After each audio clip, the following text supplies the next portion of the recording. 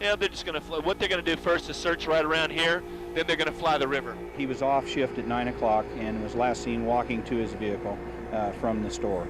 And we just don't have a lot of indicators out there to tell us what transpired after that. July 15th, 1997, in Colusa, a small town a little more than 50 miles northwest of Sacramento, 16-year-old Erik Ingebretesen, a popular student and athlete, disappears after leaving his job at a local supermarket, setting off a frantic citywide search. If it is a ransom-oriented thing, we're more than happy to comply. And Erik, hang in there, buddy. You're a strong guy, and we're all waiting for you. You know, it's just something that's you never think's going to happen to you. It's very, very difficult. The search lasts 2 days until police made a startling discovery. The body of the Colusa high school student was found bludgeoned and stabbed to death in a field outside of town. Then police released bombshell details into the case. The sheriff's office currently has 2 individuals detained pursuant to the investigation. Leopoldo Jesus Contreras, age 19, is currently in custody for investigation of being an accessory to murder. In addition, 1 male juvenile is currently being interviewed as I speak. Nobody saw it coming. Nobody ever saw it coming. It was just something that shocked everybody. Erik Ingebretsen's 2 best friends, then 18-year-old Leo Contreras and 16-year-old Nathan Ramazzini, were arrested in connection with his murder. I was a month shy of 2 years old. He was killed July 15th, 1997. I have one photo of the 2 of us where he's holding me, and that's kind of the only memory I have of him. Emily Collins and her mother Dion, Erik's aunt, say his killing 21 years later still weighed dearly on their family. He was a wonderful nephew, son, brother, cousin.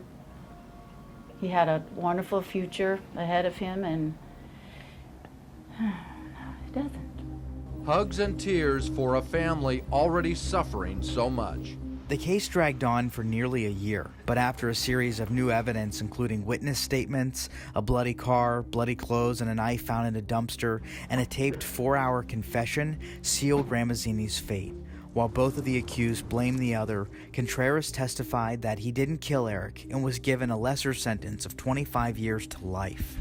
Contreras says when they picked up their friend after work last summer, he had no idea Ramazzini planned a murder until they got out in a secluded field and Ramazzini hit Ingebretsen with a baseball bat. Contreras says he didn't stop it because I felt threatened by Nathan. I felt the fear of what he had done. And at 17 years old, Ramazzini was convicted of orchestrating the murder and the harshest possible sentence of life in prison without the possibility of parole. My prayers have been answered and justice has been served, and Erik will always be with us. It's all over. But now, Erik's family says the justice received more than 20 years ago could be at risk. SB 394 would enable individuals who were under 18 at the time of the crime the opportunity to have a youth offender parole hearing. The family contends there are flaws and changes to the state's criminal justice system in recent years. New laws meant to give a second chance to people who were juveniles when they committed a crime and later sentenced to life without parole, and to comply with the 2016 U.S. Supreme Court ruling which found that mandatory life without parole for juvenile homicide offenders violates the Eighth Amendment's prohibition on cruel and unusual punishments. Youth offenders who commit serious crimes should be held accountable. This bill holds them accountable by providing a lengthy prison sentence, in no case less than 25 years, and in many cases it would be more than 25 years before they can gain parole. SB 394 will remedy now unconstitutional juvenile sentences of life without the possibility of parole. There will be no guarantee of parole, only an opportunity for the person to work hard and try to earn a chance for parole. According to the American Civil Liberties Union, no prisoner sentenced to life without parole has ever been released, nor has any California governor, Democrat or Republican, granted clemency to a prisoner sentenced to life without parole.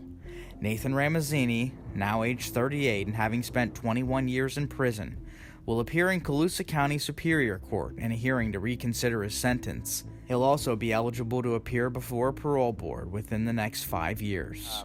And when the final decision came on Nathan's trial, You thought that that would just be the very end of it.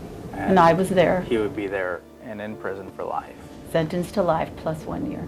No, I mean, never, ever thought that we would be going through this again. That peace and that justice have just been stripped away from us.